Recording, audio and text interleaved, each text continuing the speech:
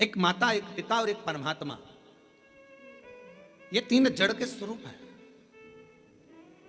हमारे लिए। ये मूल जड़ है जिसके हम लता हैं, जिसके हम टहनियां हैं, जिसके हम फल हैं, जिसकी हम पत्तियां हैं। इससे हमको अलग नहीं होना है। कई लोग कहेंगे आपसे, क्यों शंकर जी के मंदिर जाके क्या करोगे, एक लोटा जल चढ़ाकर क्या करोगे, क्या करोगे कथा में जाकर क्या करोगे, ये भजन कर कर क्या करोगे, ऐसा कर कर दुनिया के लोग बोलने वाले बोलते लेंगे, आग लगे बस्ती में अपन रहो मस्ती में, क्या किसको रोई है ताना मार चादर तान के सोई। अपने को क्या करना है उसमें, क्या कोई बोले, अपने को अपनी मस्ती में जीवन जीना।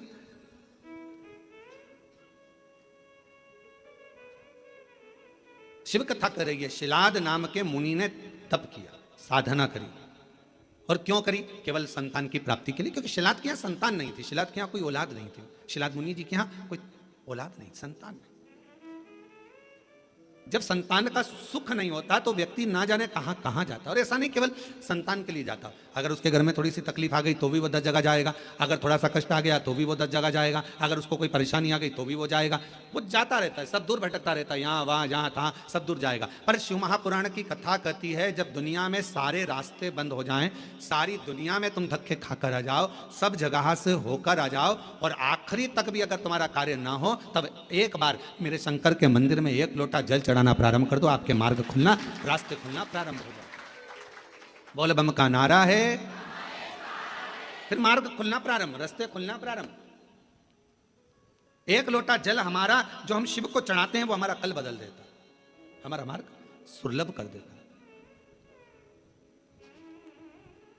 शिलाद मुनि के यहां संतान का सुख है, बहुत दुखी है।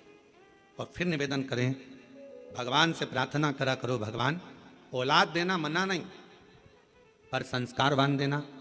दूसरी, भगवान औलाद देना, संस्कारवान देना और स्वस्थ देना।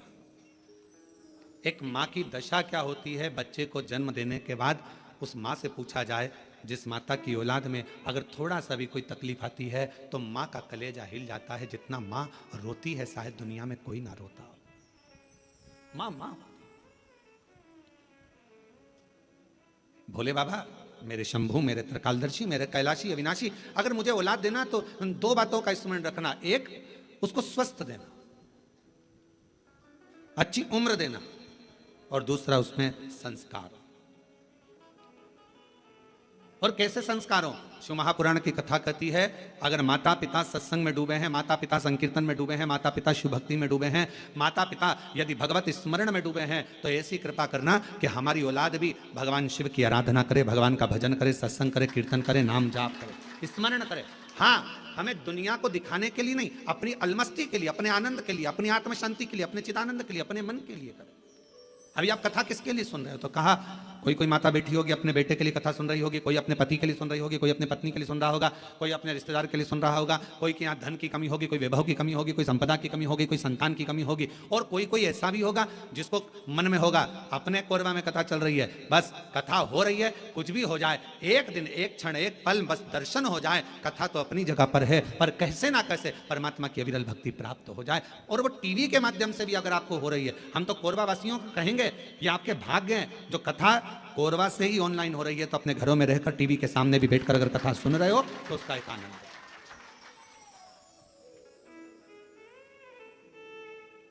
रस तत्व को अगर श्रवण करने का सौभाग्य मिल रहा है तो बाबा को धन्यवाद दीजिए। और कथा के मध्य में सोमवारी भी पड़ रही है सावन की औलाद। शिलाद मुनि ने सोचा कि मेरे वंश में, मेरे परिवार में, मेरे कुटुंब में आगे चलकर तर्पण, पिंडदान, तिलांजलि कौन करे? कोई यही नहीं। तप करा, और पहले शिलाद मुनि ने भगवान शिव जी का तप कर भगवान शंकर से वर प्राप्त करना चाहते। शंकर भगवान को आप बुलाना चाहते हो, वो आएंगे, बिल्कुल सरलता में आएंगे, बड़ी सहजता में आएंगे, पर मेरे शिव जी कभी भी अपने असली स्वरूप में नहीं आते। अच्छा एक बात बताओ रे कोरबा की चीजी हो, अगर मेरे शंकर भगवान जटा लगाकर, गले में सांप डालकर, चंद्रमा लगाकर, भस्म लगाकर, त्रिपुंड लगाकर, 3 नेत्र रखकर तुम्हारे दरवाजे पर आकर खड़े हो जाए और तुम्हारी बेल बजाए, घंटी बजाकर कहीं लीला, अरे ओ कमला, अरे ओ राम सिंह, दरवाजा खोलो, तुमने दरवाजा खोलकर तुरंत कर, चल निकलो यहां से, मांगने के लिए हमारे घर में रहा, चलो। और भगवान शंकर कहे, मैं भगवान हूं, मैं तुम्हें देने आया हूं, इतने में भी तुम्हें विश्वास नहीं होगा, हाँ ये देगा, रहने दे, चल जा यहां से। शिव जी कहते हैं मां पार्वती जी से, जैसे जैसे सतयुग जाता है, त्रेता युग जाता है, द्वापर जाता है, कलयुग जैसे बढ़ता चले जाता है, जैसे कलयुग में कलयुग की वृद्धि होती चली जाती है, बढ़ते चले जाता है, और कलयुग के लोग जितने ठाट से रहना जानते हैं, तो शंकर भगवान कहते हैं मैं अपने असली स्वरूप में कलयुग में कभी नहीं जाता, मैं अपना रूप बदलकर किसी ना किसी का रूप रखकर जाकर उसका दुख काट देता हूं, उसकी तकलीफ काट देता हूं। अब कलयुग में वो कैसे आएगा? तो किसी ने आकर कह दिया वहां पर उस गांव में चले जाओ, वहां एक डॉक्टर रहता है, वो डॉक्टर इलाज कर देता है, तो तुम्हारे मन में विश्वास जग गया, वहां एक डॉक्टर रहता है। पति से कहा देखो आपने मेरे को दिखाने के लिए आप डॉक्टर के पास बताने आया था, कोई रूप बदल कर आया था कोई, तो उसने वहां तक पहुंचा दिया, वहां पहुंचे, वहां से फिर आगे फिर आगे कोई मार्ग बताने वाला। आज से शिव महापुराण की कथा आपने जब से सुनना चालू करी है, कोई ने 5 साल, कोई ने 4 साल, कोई ने 8 साल, कोई ने 10 साल, कोई ने 15 साल, जितने साल से आप सुन रहे हो, पहले आप कथा सुनते थे, पर ऐसा नहीं कि नहीं सुनते थे, बस शिवपुराण नहीं सुन पाते थे। शिव महापुराण की कथा जब से आपने सुनना चालू करी, ईमानदारी से अपने हृदय पर विचार कर बताना, क्या हम लोग जानते थे कि शिवजी पर 1 लोटा जल चढ़ाने का इतना फल हो सकता है? बेलपत्र खाने का इतना फल हो सकता है कि कैंसर जैसी बीमारी हो, थायराइड हो, बीपी हो, शुगर हो, लीवर किडनी की प्रॉब्लम हो, वो भी समाप्त हो जाती है? कभी ऐसा विचार करा कि इतना फल एक बेलपत्र में? क्या इतना फल श्री शिवाय नमस्तुभ्यम में, क्या इतना फल हो सकता है? और अभी तो कितना सुंदर है सावन का महीना, और वो महीना जो भगवान शंकर को सबसे ज्यादा प्रिय है, बहुत प्रिय। कारण मां सती, मां उमा, मां कात्यायनी, मां कुष्मांडा, मां स्कंदा, मां महागौरी, जितनी जितनी माता पूर्व में हुई हैं, जो शिव जी के साथ में ब्याही हैं, शिव को जिन्होंने अपना बना लिया था, उन सभी माताओं ने सावन के महीने में शंकर भगवान को प्राप्त किया था, और शिव जी ने सावन के महीने में ही उनको अपना बना लिया था। और ये बात भगवान शिव ने स्वयं कही, स्वयं भगवान शंकर स्वयं नंदी से ये बात कहते हैं, नंदी मुझे श्रावण अति प्रिय है। नंदी ने पूछा क्यों? तो कहा इस श्रावण के महीने में मेरी अर्धांगिनियां मुझे भजती थी, उनको मैंने स्वीकार किया था, और यही श्रावण के महीने में चराचर जीव, आप देखिएगा गर्मी के समय में छोटे छोटे जो जीव जंतु सब, जितनी गर्मी पड़ती है सब मर जाते हैं। बोलो मरते कि नहीं मरते? अभी बारिश चालू हो गई, बारिश चालू हो गई तो तुम्हारे घर में ऐसे बारीक बारीक नए नए डिजाइन के कीड़े मिलेंगे, और तुम सब टेंशन में रहती हो उस कीड़े के चक्कर में, वो घुस गया, वो वहां से आ गया, ये छोटा सा, इतनी डिजाइन का, उनकी पीठ का कलर अलग देख लो, उनके पंख का कलर अलग देख लो, उनकी इल्लियों को, छोटी छोटी इल्लियों का अलग देख लो, केचुआ देख लो, केचुआ की भी वैरायटी अलग है, कोई सफेद केचुआ, कोई काला केचुआ, कोई गुलाबी केचुआ, कोई कत्था, कितनी डिजाइन। 83,99,999 योनियां, और उसमें आखिरी योनि ये 84 लाख मनुष्य की योनि। अब इतनी योनियां, और तुम्हारे घर में भी आसपास तुम देखना कितनी सारी योनियों को देख लोगे, चीटा को, और चीटे की भी एक डिजाइन आ जाती है, सावन में आते आते चीटे में भी पर आ जाते हैं।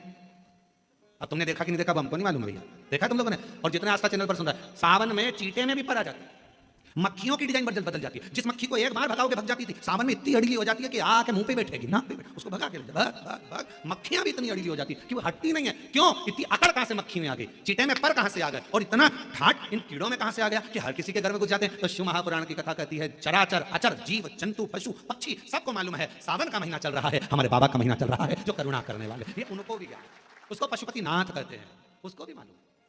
अब जरा विचार करिए, जिस चीटे में कभी पर नहीं आते, वो चीटे में सावन में पर आ जाते हैं। जब चीटे को पर दे सकता है, तो सावन में 1 लोटा जल चढ़ाने वाले को भी मेरा बाबा उड़ा तो सकता है, आगे बढ़ा तो सकता है, उन्नति की ओर ले जा तो सकता है। वो शिव तत्व है। और तेरी कृपा बिना ना हिले एक भी अणु, लेते हैं श्वास तेरी कृपा से तनु।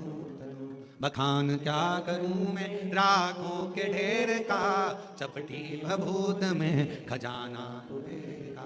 हे गंगधार मुक्ति द्वार ओंकार बोले ओमकार तू, आयो शरण शंभुधार भगवान शिव। अब गर्मी आई, गर्मी में पूरे जीव मर गए, गर्मी में सब सूख गया, कीड़े मकोड़े मर गए गर्मी की तपन के कारण। पर सावन का एक महीना जिसमें भगवान सबको फलना फूलना सब कुछ, पत्तियां भी फूलती हैं, फूल भी फूलते हैं, डालियां भी फूलती हैं, पशु पक्षी जानवर जलचर थलचर सब फूलते हैं। श्रावण शिव को प्रिय है। और क्या कहा मेरे भोले बाबा ने नंदी से, हे नंदी, श्रावण का महीना हो, शिव तत्व की प्राप्ति को करने के लिए अगर कोई संसार का मानव मुझे पुकारता है, भजता है, शिव कथा कहती है, शिव जी कहते हैं नंदी से, उस जीव का कल्याण करने के लिए मैं स्वयं उसके द्वार तक पहुंच जाता हूं और उसका उद्धार कर देता हूं, उद्धार कर देता हूं। पर किसका चित्त लगे। सावन में भी कई लोग ऐसे हैं जिनका चित्त नहीं लग पाएगा, क्योंकि सावन का महीना होता है तो कमाई के स्रोत भी ज्यादा हो जाते हैं। जीजियों की साड़ियां बिकने लगती हैं, फैशन का सामान बिकने लगता है, पर्स मोबाइल बिकने लगता है, सामान बिकने लगता है, क्योंकि उस समय व्यापार भी बढ़ता है। व्यापार इसलिए बढ़ता है क्योंकि भगवान भी चाहता है कि तेरा मन मुझसे हट जाए, व्यापार में लग जाए। क्योंकि भगवान को मालूम, हमने पहले भी कथा में कहा है, बच्चे को माँ गोदी में तभी तक रखती है जब बच्चा खिलौने से नहीं खेलता। खिलौने से खेलने लगेगा, माँ नीचे उतार देगी। उसी तरह भगवान तुमको अपने पास जब तक बुलाता है, जब तक तुम्हें अपना बनाकर रखता है, और भगवान देख लेता है कि अब धीरे धीरे मेरे को इसको धन देना, वैभव देना, ये खिलौने से खेलना चालू करेगा, गाड़ी लाएगा, घोड़ा लाएगा, मकान बनाएगा, फर्नीचर बनाएगा, उसमें लग जाएगा, तो मेरे मंदिर आना छोड़ देगा। और मंदिर आना छोड़ दिया तो एक दिन मुझे धीरे धीरे, मैंने एक बार इसकी पहले की माताएं, पुरानी माताएं क्या करती थी, मिर्ची बारिश के पहले भर के रख लेती थी, धनिया बारिश के पहले भर के रख लेती थी, हल्दी बारिश के पहले भर के रख लेती थी, अनाज बारिश के पहले भर के रख ले, क्योंकि 4 महीना खाएंगे, खत्म हो जाएगा, अगले महीने में फिर 4 महीने बाद ले आएंगे। उसी तरह भगवान तुम्हें एक बार का विभव दे देता है, एक बार का धन दे देता है, एक बार की दौलत दे देता है, फिर लोग उसको भोगने लगते हैं, और भोगते भोगते आखिरी में एक दिन ऐसा आता है कि डब्बा खाली हो जाता है। डब्बा खाली होता है, फिर रोने बैठ जाता है, तकलीफ आई, फिर लोटा लेकर भागता है। शिव जी कहते हैं, जो मेरे मंदिर में, मेरी कथा में, मेरे रसतत्व में हमेशा एक जैसा लगा रहता है, उसकी जिंदगी को भी मैं हमेशा उन्नति की ओर बढ़ाते बढ़ाते अग्रणता में लेकर चले जाता, फिर उसको डाउन नहीं कर देता, उसको नीचे नहीं आने देता। जैसे श्रावण महीने में चढ़ाए गए कनेर के फूल, दुर्वा, और हम सबसे कहेंगे, मान लो यदि कोई विशेष कोर्ट का केस चल रहा हो, कोई कोर्ट में कोई बातें चल रही हो, अदालत आदि में कोई कार्रवाई चल रही हो, कोई फाइल प्रशासनिक अधिकारियों के पास फंस गई हो और कुछ ना कुछ उसमें अपने को लगता है कि तकलीफ का प्रसंग है, तो हम कहेंगे शिव की आराधना करो, सत्यता पर जियो, और साथ में 5 दुर्वा, 1 कनेर का फूल पीला, 1 पीला कनेर, 5 दुर्वा, 5 बेलपत्र लेकर शिव जी के मंदिर में जाकर शिवलिंग पर समर्पित कर 2 लोटा जल सावन के महीने में उसी पर बेलपत्र कनेर के फूल पर चढ़ाइए। देवाधिदेव महादेव की कृपा होगी। ज़्यादा से ज़्यादा 6 महीना 7 महीना, इससे ज़्यादा निर्णय आप ही के पक्ष में आएगा, और शिव की कृपा से। और इसमें एक बात और स्मरण रखें, जैसे कोई की प्रॉपर्टी है, कोई की जमीन है, और वो जमीन तुम्हारी कोई ने कब्जा कर लिया, तुम्हारा नाम नहीं हो पाई, या कोई उसमें लफड़ा हो गया, या तकलीफ आ गई, पैसा उसमें अटक गया, उसके लिए भी कनेर का पुष्प श्रावण महीने के जितने सोमवार आते हैं, रविवारी, सोमवारी और भोमवारी, कौन कौन से बार हो गए, रविवार, सोमवार और मंगलवार, 3 बार। प्रथम दिवस में कनेर का 1 पुष्प लेना है, द्वितीय दिवस में कनेर के 5 पुष्प लेना है, और तृतीय दिवस में कनेर के 3 पुष्प लेना। बेलपत्र एक साथ में लेकर शिव जी को रविवार के दिन भी समर्पित करें, सोमवार के दिन भी समर्पित करें, और मंगलवार को 3 कनेर के पुष्प के साथ बेलपत्र लेकर बाबा को समर्पित करें।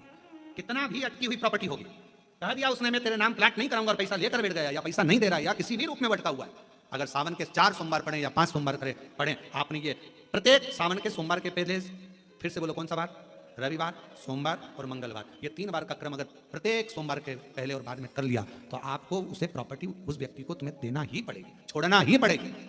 उसको खुद अपने आप में बेचैनी होने लगेगी, मुझे बुलाएगा, आपको जाना नहीं पड़ेगा, खुद बस फोन लगाया आपने, भैया हमारा करा दो, हमारा करा दो, 2 बार 3 बार बोला, चौथी बार वो खुद बुलाएगा, बेचैनी पड़ेगी। मेरा बाबा उसको खुद खल बुला देगा। शिव शिव है, उसको कहते सत्यम शिवम शंकर पाकर नित्य। और सावन का महीना 1 लोटा नहीं, कितना, 2 लोटा जल चढ़ा रहे हो सब लोग, बहुत जोरदार। तुम्हारे लोटे का ही तो असर है, जो कोरबा में इतना पानी गिर गया, ये तुम्हारी लोटे का असर है। और अब पूरा विश्व देख रहा है कि कोरबा वालों ने इतना पानी चढ़ाया कि पूरे ग्राउंड में पानी भरा गया, तो कथा को ऑनलाइन करना पड़ रहा है, ये कोरबा में 2 लोटे जल, 2 लोटे जल करना। शिव कृपा।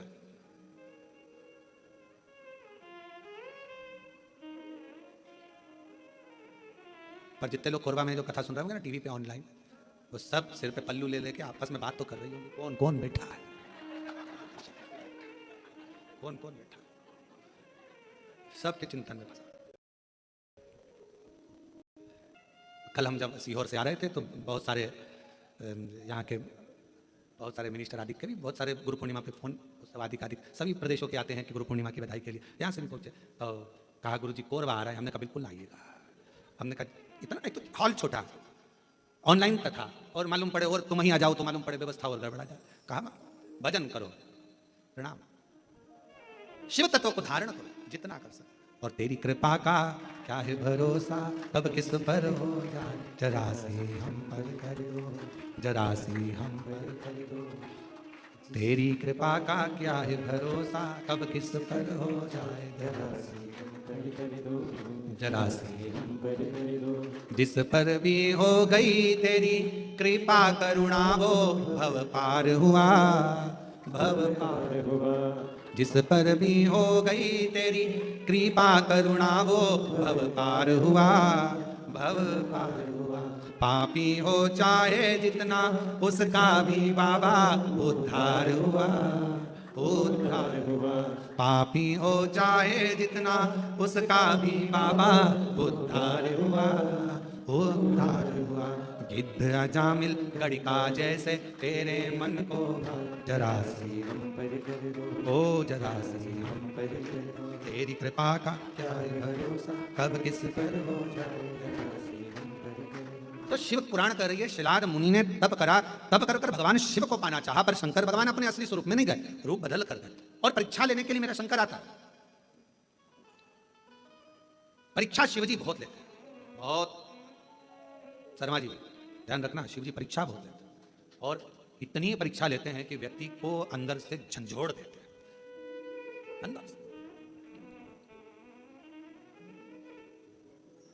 पर यदि आपकी विश्वास और दृढ़ता है, भरोसा है, और फिर कह रहे हैं ये ऑनलाइन कथा होती तो सीहोर से होती, आपका विश्वास था, आपकी दृढ़ता थी, और समिति ने सोच लिया था, तो ये कथा कोरबा से यहाँ ऑनलाइन हो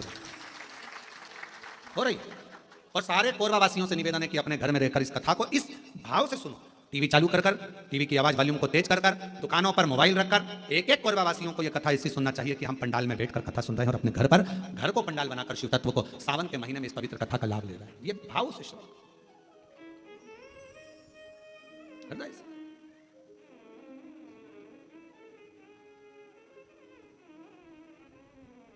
शिव पुराण कर रही है, भगवान शंकर की पवित्र कथा कर रही है, शिव तत्व कर रहा। शिव महापुराण की कथा कहती है, भगवान शंकर का चरित्र कथा। शिलाद मुनि ने विचार करा कि मैं भगवान से पुत्र मांग रहा हूं, संतान मांग रहा हूं, पर बाबा तो आते नहीं। आए मेरे भोलेनाथ, कभी बच्चे का रूप लेकर आ गए, कभी वृद्ध का रूप लेकर आ गए। शिलाद मुनि की पूर्ण पूर्ण परीक्षा ली, पूर्ण परीक्षा। आखिरी में मेरे भगवान ओघड़दानी शिवजी आए, और शंकर भगवान आकर खड़े हुए हैं, सुंदर बागंबर, मस्तक पर चंदा, त्रिपुंड त्रिनेत्र त्रिशूल धारी मेरे भगवान शिव सामने थे। मांगो, क्या चाहिए तुमको? अब शिलाद मुनि ने पहले तो ये नहीं कहा कि मुझे औलाद चाहिए, शिलाद मुनि ने सबसे पहली बात कही कि ये बताओ, मुझे पुकारते पुकारते इतना समय हो गया, आप अब आ रहे हो? और ये आपका भी प्रश्न है। जल चढ़ाते चढ़ाते वो कहते ना, तुम्हें पुकारते पूरी रात हो गई, तुम्हें पुकारते पूरी रात हो गई, मेरे शिव आए ना और सुबह हो गई। मैं कितना पुकारती हूँ। आप में से कई लोग ऐसे होंगे जो भगवान शिव के मंदिर में जल चढ़ाते हैं, पशुपति व्रत करते हैं, सोमवार का व्रत करते हैं, प्रदोष करते हैं, शिवरात्रि करते हैं, पार्थिव लिंग का निर्माण भी करते हैं, आराधना भी करते हैं, उसके बाद भी भगवान शंकर नहीं सुन रहा, तो उसके लिए ये उत्तर मेरे भगवान शंकर शिलाद मुनि के सम्मुख में प्रश्न का उत्तर दे रहे हैं। आपने इतना समय लगा दिया, इतना समय। कितने साल पहले ली थी कथा? 2 साल पहले कथा ली थी। अब जरा विचार करिएगा, 2 साल पहले कथा ली और 2 साल से तैयारी में लगे होगे, और 2 साल से तैयारी में लगे होगे, और कितना कितना परीक्षा करते करते करते करते आखिरी में भी वो कथा होते होते और ऑनलाइन हो रही है। तो जरा विचार करिएगा, थोड़ा सोचिएगा कि शिवजी या तो कुछ बाबा देवादिदेव महादेव की जैसी मर्जी, और कहीं ना कहीं प्रभु कृपा। हर चीज में अच्छा सोचो। मेरे शंकर ने कुछ अच्छा सोचा होगा, मेरे शिवजी ने कुछ अच्छा विचार करा होगा, कुछ अच्छा विचार करा होगा। भगवान शंकर ने यह भी सोचा होगा कि तुम कथा तो करा पाओगे, पर वहां बैठने की तुम्हारे पास समय नहीं मिल पाएगा, क्योंकि हमको मालूम था कोरबा इस क्षेत्र में कथा भी हुई नहीं है। अगर हो जाती तो कोरबा में से ट्रॉफी को निकालने के लिए कम से कम पूरा 18 घंटे लग जाते। ये भी पक्की बात थी, ये भी निश्चित है, क्योंकि कोरबा क्षेत्र में और इस क्षेत्र में कथा नहीं हुई तो पूरा कोरबा और कोरबा के आसपास का क्षेत्र पूरा उलट, और आजू बाजू में ये भी लगा है तुम्हारा झारखंड और ये सब उड़ीसा की बॉर्डर, तो ये भी सब आ जाता। कथा नहीं सुन पाते तो हो सकता है व्यवस्थाओं में लगे रहते, पर शिवजी ने विचार करा, तूने 2 साल दाढ़ी नहीं बनाई, 2 साल बाल ना कटाए, 2 साल तक तू तप साधना करता रहा, तो मेरे शंकर भगवान ने सोचा जब इतना तूने करा है तो कथा भी दिल लगाकर एक जगह पर बैठकर श्रवण कर, सुनो, धारण करो। ये शिव सोच, अच्छा सोचो, कुछ अच्छा ही मेरे बाबा ने लिखा। और ये जितनी माताएं बैठी ना, जीजियां जितनी बैठी बाहर कुर्सी पे, जो लोग बैठे हैं, बड़े खुश होकर सुन रहा है, इतनी प्रसन्नता में, क्योंकि इनको मालूम इतनी पास से तो कथा नहीं मिल सकती थी। ये तो क्योंकि ना जाने पंडाल में भी कहाँ बैठते और एलईडी पर देखते, और इतने करीब में बैठकर कथा सुनने को मिल रही है, तो तुम तो घर जाके 2 लोटा के 4 लोटा जल चढ़ाने वाली, पक्का है ये विचार तो पक्का। अब यहां से जाओ तो तुम्हें यहाँ के collector, SP, SDM, IG, commissioner, SD सबको धन्यवाद देना। 2 लोटे जल का प्रताप था जो तुमने महाराज की कथा के पास में से सुनवा दी। महाराज शिव तत्व है, शंकर शंकर कुछ अच्छा सोचा होगा उसने, बहुत अच्छा सोचा, उसकी करुणा है बहुत। विचार करिए। शिलाद मुनि ने कहा इतना समय लगा दिया तुम्हें आने में, मैंने तो सोचा नहीं था कि इतना समय लगेगा। महाराज लिखावट बता देती है पेन में शाई कौन सी है, और सिखावट बता देती है कि घर में कमाई कौन सी है। सावधानी रखकर सुनना जरा। घर की कमाई और पेन की शाई, ये दोनों हमारे सामने जरूर आती है। एक घर की कमाई और पेन की शाई, ये दोनों हमारे सामने जरूर आती है। हमारी लिखावट बता देती है, जब हम लिखने बैठते हैं लिखावट बता देती है कि तुम्हारे पेन में शाई कौन से रंग की है, ये तुम्हारी लिखावट बताएगी। और महाराज सिखावट तुम्हारे घर की कमाई बता देगी। तुम्हारे बच्चों में अच्छे संस्कार हैं, बच्चे माता पिता का आदर कर रहे हैं, सम्मान कर रहे हैं, सत्कार कर रहे हैं। फिर निवेदन करूंगा, बच्चों को खूब पढ़ाओ, अपने बेटा बेटी को खूब पढ़ाओ, जितनी अच्छी एजुकेशन दे सकते हो दो,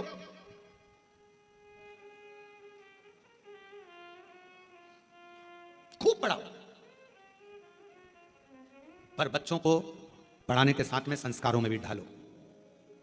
ज्यादा पढ़ने के बाद बच्चे आपको खुद, जिन बच्चों को आपने पढ़ाया अगर उनमें संस्कार नहीं होंगे तो वो बच्चे धीरे धीरे आपको बेवकूफ समझने लगेंगे। मम्मी तुम्हें अकल नहीं है, तुम चुप रहो। पापा अपने ऑफिस में ये बात बताना, हमको मत बताओ। हमने कई लोगों को देखा है, बड़े बड़े पदाधिकारियों को देखा है जिनकी सत्ता पूरे ऑफिस में चलती है पर घर में औलाद से हार जाते हैं, घर में औलाद से हार जाते हैं। हमने बड़े बड़े, हमारा तो सब दूर जाना है, सब दूर से मिलना है, सबसे मिलना होता है, सबके पास जाना होता है। बड़े बड़े अधिकारी बहुत ऊंची पोस्ट पर है, बहुत ऊंचे पद पर हैं, जिनकी धाक सब दूर चलती है, पर रिटायरमेंट होने के बाद वो बाप भी आंख में से आंसू बहाकर कहता है कि मैंने बच्चों को पढ़ाया, खूब ऊंचे पद पर पहुंचाया, खूब एजुकेशन में पैसा लगाया, पर मेरे बच्चों को मैं संस्कार देना भूल गया। वो बच्चे आज मुझे सिखाते हैं चुप रहो, ज्यादा मत बोलो, अपना अब हम नहीं सुन सकते, आप शांति रख लो। ये बच्चे कहते हैं, ये बच्चे कहते हैं। हमने पढ़ाया, एजुकेशन दो, अपने बच्चों को खूब पढ़ाओ, खूब विद्यादान कराओ, खूब अच्छा पढ़ाओ। जितने आस्था चैनल पर कथा सुन रहे हैं, मैं सबसे निवेदन करूंगा, जितने फेसबुक पर कथा सुन रहे हैं उनसे भी कहूंगा, अपने बेटा बेटी को तुम्हारी सामर्थ्यता से ज्यादा पढ़ाओ, अच्छी एजुकेशन कराओ, और एजुकेशन के साथ संस्कार जरूर देना। अपने घर के संस्कार देना जरूरी है। बच्चे तुमको पढ़ लिखने के बाद ये ना समझे कि मेरे माँ बाप बेवकूफ हैं। पढ़ाओ, खूब पढ़ाओ, पर बच्चे जब ऊंची आवाज में बात करने लगे, पापा चुप रहो, मम्मी तुम मेरे से फालतू बात मत करा करो, तुम्हें अकल नहीं है, तुम चुप रहो। बच्चे जब व्यर्थ की बातें बोलने लगे तो समझ लेना पढ़ाई तो कराई तुमने, एजुकेशन तो कराया, पर संस्कारों से वंचित कर दिया। संस्कारों से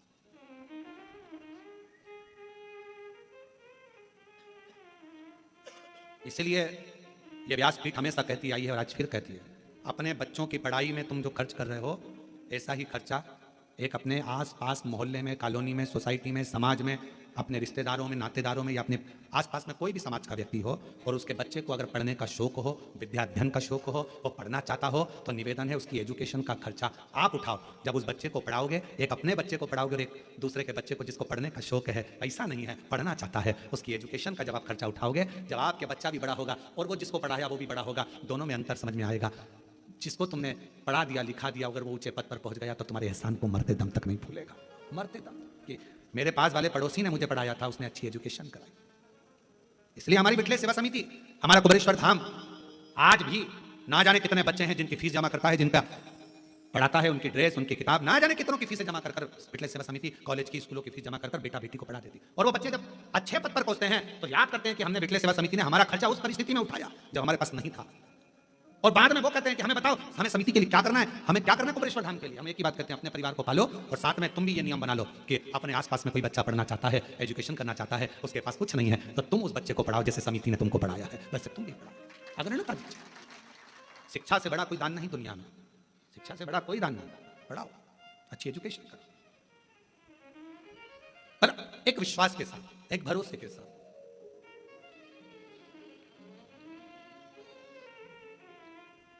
मैं तो बैठी थी गंगा किनारे, मैं तो बैठी थी गंगा किनारे। जब हम एकांग चित्त से बैठकर भगवान शिव की अविरल भक्ति को धारण करें, विश्वास के साथ स्मरण करें, शिव तत्व क्यों ना मिले। शिलाद मुनि ने कहा कि आपने आने में इतना समय लगा दिया, इतना समय। भगवान शंकर बोले, जब तक तेरा भाग्य प्रबल ना हो, जब तक तेरे कर्म की प्रधानता ना हो, तब तक मैं समय पर आकर देता भी नहीं। और मेरी जीजियों जीजाओं, व्रत करते करते बहुत समय हो गया और भगवान नहीं सुन रहा है तो समझ लेना थोड़ी फाइल मोटी है, समय लग रहा है, लगने दो, होने दो, अपना कर्म करते जाना है। तीन चीजें हैं, एक भाग्य, दूसरा समय, तीसरा कर्म। शिव महापुराण में भगवान शंकर शिलाद मुनि से कहते हैं, जब भाग्य प्रबल होता है तो मनुष्य का देह मिलता है, और भाग्य प्रबल होता है तब मनुष्य के देह में भगवान शंकर की भक्ति मिलती है। भाग्य प्रबल होता है तो सावन महीने में शिव महापुराण की कथा मिलती है। यह भाग्य की प्रबलता है। हम आपको बार बार देखकर धन्यवाद दे रहे हैं, गजब की किस्मत पाई है जो सावन महीने में शिव पुराण की कथा इतनी अड़चनों के बाद भी श्रवण कर रहे हैं कोरबा में। ये बड़ा आश्चर्य वाली बात है। आप लोगों के लिए बड़े सरल बात होगी, पर हमारे लिए तो बहुत आश्चर्य की बात है, बहुत आश्चर्य। शिव तत्व भाग्य की बात होती है तो मानव की देह मिलती है, सौभाग्य की बात होती है मानव की देह में भगवान शंकर की भक्ति मिलती है, और हजारों लाख गुना सौभाग्य प्रबल होता है, कोई अपने पूर्वजों का माता पिता की पुण्याई होती है, तब जाकर हम शिव महापुराण की कथा श्रावण के महीने में बैठकर श्रवण कर पाते हैं। यह पुण्याई की बात, शिव तत्व की कृपा, भगवान शंकर की कृपा। शिव तत्व कह रहा है, शिलाद मुनि की कथा कर रही है, एक भाग्य, दूसरा समय और तीसरा है कर्म। भगवान शिव ने कहा शिलाद मुनि से,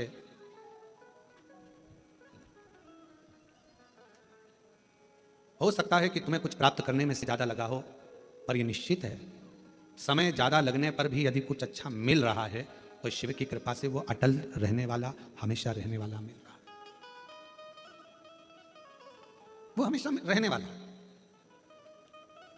थोड़ा मेहनत करने के बाद अगर कोई चीज मिलती है ना तो वो थोड़ा टिकती है, रहती है। एकदम किसी को कोई चीज मिल जाती है तो उसका सम्मान करना भूल जाता है। धन था, एकदम मिल गया, बहुत संपदा मिल गई, शोहरत मिल गई, सत्ता मिल गई, वैभव मिल गया, तो वो इतना टिकेगा नहीं। एकदम जो मिला है वो ज्यादा टिकता नहीं। सीढ़ी दर सीढ़ी चढ़कर जो मिलता है, थोड़ा थोड़ा चढ़ते जाओ, आगे बढ़ते जाओ। अच्छा ईमानदारी से बोलो, एक पांव यहाँ रखोगे, एक पांव 4 सीढ़ी ऊपर रखोगे तो कहीं ना कहीं तो धक्का खाकर नीचे गिरोगे। थोड़ा संभल कर चलो, धीरे धीरे चलो। अगर वैष्णो देवी का दर्शन करने गए हो, डोंगरगढ़ वाली माता का दर्शन करने गए हो, विंध्याचल दर्शन करने के लिए गए हो, या अपने यहाँ कोरबा में भी कोई आसपास में देवी धाम, शिव धाम कोई ऊंचाई पर होगा, एक रास्ता जाता है घूमकर फिरकर, थोड़ा दूरी से आराम से चढ़ना है, और एक रास्ता जाता है सीढ़ी सीढ़ी सीढ़ी सीढ़ी, और एक व्यक्ति वो होता है जो पहाड़ पकड़ा, यह पकड़ा, वो पकड़ा और चढ़कर फिर आगे बढ़ा। तो कौन सा रास्ता ठीक है? थोड़ा दूरी का, धीरे से आराम से चढ़कर पहुंचोगे, आगे बढ़ोगे तो जरूर थोड़ा समय जरूर लगेगा, परंतु आप अपनी मंजिल तक पहुंचोगे और थोड़ा ठहरोगे। शिलाद मुनि से भगवान शिव ने कहा, शिलाद तुम को देने के लिए मैं आने में समय लग गया, उस समय का इंतजार करो। पर क्यों समय लगा? क्योंकि तुमने अभी तक जो करा था उसमें मेरी तप साधना में कोई कमी रह गई होगी, कोई कर्म ऐसा नहीं कर पाए जिसके बल पर मैं आने पाऊं। अगर भरोसा पक्का होता है तो शिव मिलते। हो सकता है कि तुम्हें कुछ प्राप्त करने में समय ज्यादा लगा हो, पर यह निश्चित है समय ज्यादा लगने पर भी यदि कुछ अच्छा मिल रहा है तो शिव की कृपा से वो अटल रहने वाला, हमेशा रहने वाला मिल रहा है, वो हमेशा रहने वाला है। थोड़ा मेहनत करने के बाद अगर कोई चीज मिलती है ना तो वो थोड़ा टिकती है, रहती है। एकदम किसी को कोई चीज मिल जाती है तो वो उसका सम्मान करना भूल जाता है। धन था, एकदम मिल गया, बहुत संपदा मिल गई, शोहरत मिल गई, सत्ता मिल गई, वैभव मिल गया, तो वो इतना टिकेगा नहीं। एकदम जो मिला है वो ज्यादा टिकता नहीं। सीढ़ी दर सीढ़ी चढ़कर जो मिलता है, थोड़ा थोड़ा चढ़ते जाओ, आगे बढ़ते जाओ। अच्छा ईमानदारी से बोलो, एक पांव यहाँ रखोगे, एक पांव 4 सीढ़ी ऊपर रखोगे तो कहीं ना कहीं तो धक्का खाकर नीचे गिरोगे। थोड़ा संभल कर चलो, धीरे धीरे चलो। अगर वैष्णो देवी का दर्शन करने गए हो, डोंगरगढ़ वाली माता का दर्शन करने गए हो, विंध्याचल दर्शन करने के लिए गए हो, या अपने यहाँ कोरबा में भी कोई आसपास में देवी धाम, शिव धाम कोई ऊंचाई पर होगा, एक रास्ता जाता है घूमकर फिरकर, थोड़ा दूरी से आराम से चढ़ना है, और एक रास्ता जाता है सीढ़ी सीढ़ी सीढ़ी सीढ़ी, और एक व्यक्ति वो होता है जो पहाड़ पकड़ा, यह पकड़ा, वो पकड़ा और चढ़कर फिर आगे बढ़ा। तो कौन सा रास्ता ठीक है? थोड़ा दूरी का, धीरे से आराम से चढ़कर पहुंचोगे, आगे बढ़ोगे तो जरूर थोड़ा समय जरूर लगेगा, परंतु आप अपनी मंजिल तक पहुंचोगे और थोड़ा ठहरोगे। पति कमा कर लाया 100 रुपए, उसने उसमें से 1 रुपया निकाला, कहीं किसी गरीब के भोजन में, प्यासे के पानी में, कहीं शिक्षा में, किसी की दवाई में, किसी को भोजन कराने में पत्नी ने वो 1 रुपया निकाल दिया। तुमको भी वो पत्नी चाहती है कि तुम नहीं निकाल पाओगे, क्योंकि जो व्यक्ति कमाता है वो दान नहीं कर पाता। बड़ा कठिन है उससे धर्म निकलना, हाथ से छूट पाना, क्योंकि उसको मालूम मैंने कैसे कमाया, मैंने पैसा इकट्ठा कैसे करा। पर पत्नी को मालूम है अगर ये नहीं करूंगी तो हो सकता है कि मैं तो इस धन का भोग कर लूंगी, पर मेरे पति को तो जवाब देना पड़ेगा ना। इसलिए उसका नाम धर्म पत्नी है। पति की कमाई में से थोड़ा सा निकाल कर धर्म में लगा देती है, पति को भी बैकुंठ तक लेकर जाती है। वो धर्म पत्नी, वो धर्म पत्नी का पथ निश्चित करती है।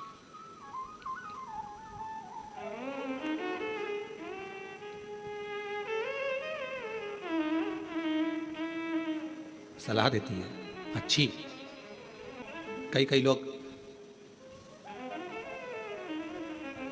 देख लूंगा, मकान इतना सुंदर है और वैश्या कितनी सुंदर। कभी कभी मन में आना चाहिए तेरी सृष्टि इतनी सुंदर है तो मेरे शंभु तू कितना सुंदर होगा। तुझे देखने की चाह जगे, शिव को देखने की चाह जगे, भगवान शंकर को देखने की चाह जगे। कई लोगों के मन में प्रश्न आता है शर्मा जी, कई लोगों के मन में रहता है आखिर ये बात क्या है कि इतनी भीड़ कथा में आ जाती है कि ट्रैफिक जाम हो जाता है, रोडें जाम हो जाती हैं। आखिर ये शिव पुराण में ऐसा क्या है महाराज? तो कई लोग तो देखने के लिए आते कि महाराज आखिर है क्या। अब उनको बताना पड़ता है महाराज के सिर पे सिंह नहीं है ना, महाराज कथा करता है, कथा तो स्वयं देव अधिदेव महादेव करता है। और कथा सुनने वाले भी तुम नहीं हो, कथा सुनने वाला भी शिव है, और कथा करवाने वाले यजमान नहीं, स्वयं शंकर और पार्वती का रूप है। सामर्थ्यता किसी की नहीं, आप और हम कुछ भी नहीं। उसने जिद पकड़ ली वेश्या को देखूंगा, 4 दिन हो गए वेश्या नहीं निकली, 5 दिन हो गए मंदिर छूट गया वेश्या के चक्कर में। होता है कई बार घर में धन रखा रहे, पैसा रखा रहे, तो घर में धन पैसा रखा रहता है तो कोई लोग बोल के मम्मी घर छोड़ के मत जाना, थोड़ा सामान पड़ा हुआ है, पापा घर छोड़कर। बेचारे एक बार अगर देख लो 4 दिन निकल गए वेश्या नहीं दिखी, 5 दिन निकल गए वेश्या नहीं दिखी, 6 दिन निकल गए, 10 दिन निकल गए वेश्या बाहर नहीं निकली, 15 दिन निकल गए वेश्या नहीं निकली, मंदिर ही नहीं जाता। 1 महीने के बाद वेश्या अपने कक्ष से छत के ऊपर आई। इस अजामिल ने उस वेश्या को देखा और मन में सोचा कितनी सुंदर है, इसको तो मैं अपनी अर्धांगिनी बनाऊं। पत्नी वैश्या का संग कर लिया। अब मंदिर नहीं जाता तो वैश्या हमेशा फूल लेके मंदिर जाता था, फूल लेके वैश्या। अब उसे कौन समझाए कि पहले मंदिर में फूल चढ़ाता था तो तेरे फूल को वो स्वीकार कर कर तुझे ब्यूटीफुल बना देता था। अब कौन समझाए कि वेश्या के जूड़े में लगाकर फूल तो ब्लेडी फूल हो गया। कहां तू ब्यूटीफुल था, कौन समझाए तेरे को? फूल वही है, बस एक लाइन बदल गई, इधर जाना था पहुंच गया उधर, गलत मार्ग की ओर चला गया। वेश्या के साथ रहने लगा, दिन रात 24 घंटे रहता। वेश्या का हृदय उस पर आया, उसका हृदय उस पर आया और शादी कर ली। अच्छा शादी हो भी गई, बच्चे भी हो गए। पर एक दिन देवताओं की मीटिंग हुई तो भगवान शंकर जी ने कहा भगवान विष्णु से तुम्हारा भक्त देखो कहाँ चले गया। तो क्या चले तो गया, अब क्या करें। शंकर भगवान कहने लगे अपनी औलाद अगर गलत मार्ग में पड़ जाती है तो माता पिता उसका संग नहीं छोड़ देते, उसको वापस मार्ग पर लाने के लिए माता पिता कुछ ना कुछ जरूर करते।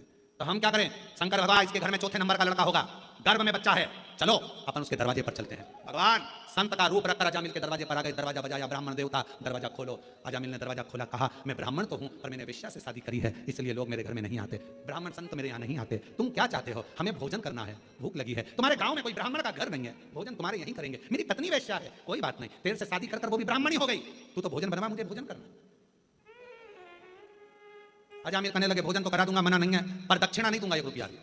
शंकर भगवान मुस्कुराकर भगवान विष्णु की ओर देखकर बोले दक्षिणा की चाह तो हमको है ही नहीं, और दक्षिणा रखने के लिए हमारे पास जेब भी नहीं है, हम तो कर्पूर गौरम कर्णावतारम संसार सारम, हमें नहीं चाहिए।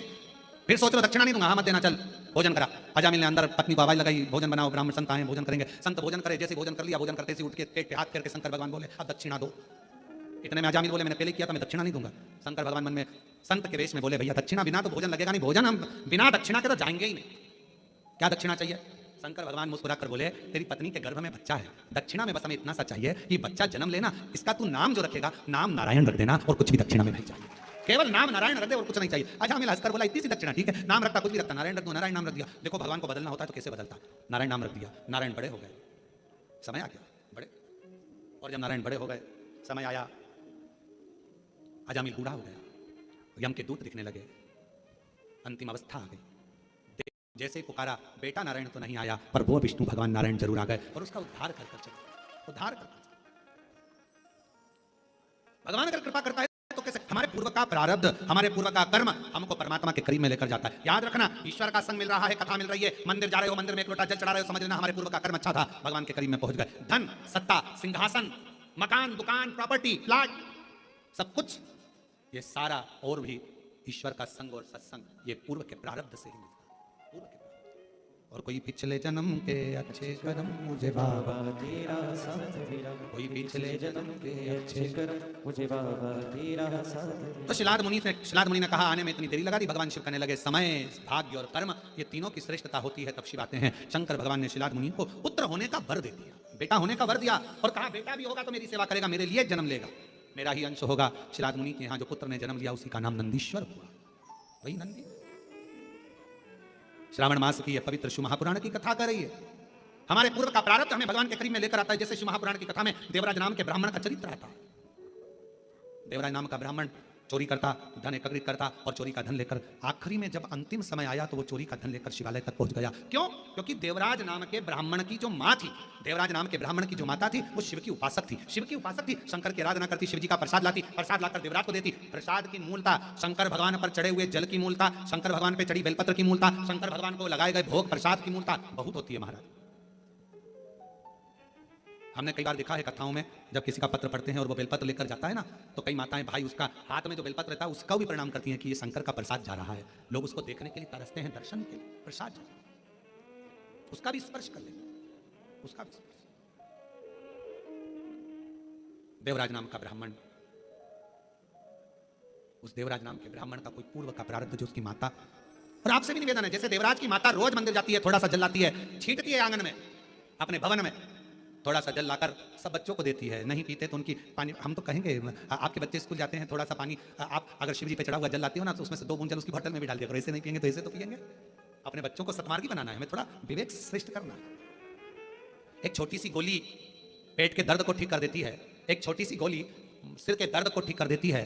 तो एक बूंद जल शंकर का चढ़ा हुआ, एक बूंद जल अगर बच्चों को पिलाया जाए तो उसका भाग्य का भी श्रेष्ठता उत्पन्न कर देती है। एक और ज्यादा नहीं तो सावन के महीने में तो नियम बनाओ, बच्चों को रोज मंदिर भेजो। जितने भी शिव भक्त कथा को सुन रहे हैं ऑनलाइन, शिव महापुराण की कथा को श्रवण कर रहे हैं, सावन के महीने में कोरबा से इस पवित्र कथा का लाभ ले रहे हो छत्तीसगढ़ से, तो निवेदन कहूंगा नियम बनाओ कि हम अपने बच्चों को मंदिर तक जरूर भेजें। श्रावण के महीने में शिव की आराधना में लगा जरूर। देवराज नाम का ब्राह्मण शिवालय में गया, चोरी का धन था, आवाज आ रही थी तेज, बाहर निकल कर आ गया, बेलपत्र के वृक्ष के नीचे बैठा और बैठने पर उसके प्राण छूट गए। प्राण छूटे तो वो भगवान शिव के धाम चले गया। क्यों? एक तो शिवालय, दूसरा शिवपुराण की कथा, तीसरा बेलपत्र की छाया, ये सब उसको मिल गया था। तो देव अधिदेव महादेव उसको नंदी में बिठा कर कैलाश धाम तक लेकर चले। ऐसी शिव महापुराण की महत्वता है, शिवधाम तक लेकर। और कोई पिछले जन्म के अच्छे कर्म मुझे बाबा तेरा साथ मिला, कोई पिछले जन्म के अच्छे कर्म मुझे बाबा तेरा साथ मिला। जहाँ सारी दुनिया झुकती है, जहाँ सारी दुनिया झुकती है, मुझे वो आली दरबार मिला, दरबार। पिछले जन्म का पुण्य था जो देवराज की गति सुधर गई। एक बिंदु नाम का ब्राह्मण था, शास्त्र कहता है उसका भी कोई प्रारब्ध पूर्वक था, जो उसने प्रेत की योनि तो मिली पर शिव महापुराण की कथा से मुक्त हो गया। उसकी पत्नी बड़ी भटकी थी मार्ग से, फिर मार्ग पर आई। बिंदुक पानी में डूबकर मर गया। चंचुला काशी में गई और अपने प्राण त्यागे, शिवधाम में गई, पार्वती जी की सहेली बन गई। मौन रहती थी, बैठी रहती थी, चुप। पूछा पार्वती जी ने, क्या बात है, तू मौन रहती है, चुप रहती है, हुआ क्या? क्या हुआ? चंचुला ने कहा, पति का मोक्ष नहीं हुआ, वो प्रेत योनि में पड़ा हुआ। पार्वती जी ने कहा, उसके लिए शिव महापुराण की कथा करो। देवऋषि नारद के पास गई तो नारद जी ने तुमरुका जी के पास भेज दिया। तुमरुका जी ने शिव महापुराण की कथा कर तत्व ग्रहण कराया। भगवान शिव और पार्वती जी ईसर गोरा बनकर पधार रहे हैं। ईसर गोरा बनकर शिव और पार्वती ने यजमान पद ग्रहण कर कथा का लाभ लिया और स्वयं चंचुला देवी उस कथा का तत्व तुमरुका जी के मुख से श्रवण करती है। श्रावण के महीने में कोरबा छत्तीसगढ़ से ऑनलाइन शिव महापुराण की कथा चल रही है। 1 बजे से 4 बजे तक कथा का लाभ आस्था चैनल, सोशल मीडिया आदि पर श्रवण कर अपने जीवन को धन्य बनाएं और प्रेम से इस कथा को लाभान्वित हों और अपने जीवन को सार्थकता, आनंद प्राप्त करें। ईसर जी गोरा जी का दर्शन किया, एक बार जोरदार ताली बजाकर ईसर गोरा जी का दर्शन भाव। ये कथा 18 जुलाई तक चलेगी। 6 अगस्त को सीहोर में बाबा की कावड़ रहेगी, कुबेरेश्वर धाम की प्रदोष की कावड़ सुबह 9 बजे सीहोर सीवन नदी से भरकर 11 किलोमीटर दूर कुबेरेश्वर धाम जाएगी। 30 जुलाई से 5 अगस्त तक शिव महापुराण की कथा जयंती स्टेडियम भिलाई छत्तीसगढ़ में बोलबम सेवा कल्याण समिति द्वारा होगी, जिसका लाभ भिलाई से होगा। बड़े आनंद के साथ जयंती स्टेडियम में रहकर वो कथा का लाभ लेंगे। आरती के नामों का स्मरण कर फिर आरती का क्रम प्रारंभ